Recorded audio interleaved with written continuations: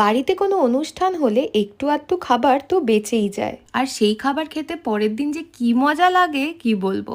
আর হ্যাঁ, নলিটার হাড়ে ওটা চুল নয়, একটা হালকা ক্র্যাক পড়ে গেছিল, ঠিক আছে। অনুষ্ঠান বাড়ির মাংসতে কিন্তু তেল একটু বেশিই পড়ে, তাই তেলের পরিমাণ দেখে দয়া করে কেউ কষ্ট পেও না। আচ্ছা, আমার মতো কারা আছো যাদের বাড়িতে রান্না করা আলু দিয়ে মাংসর ঝোল অনুষ্ঠান বাড়ির কষা মাংসর থেকে বেশি ভালো লাগে? কমেন্টসে জানিও কিন্তু। মাংসর সাথে ভাত তো ছিলই, কিন্তু কয়েকটা কড়াইশুটির কচুরি বেঁচে গেছিল, তাই ভাত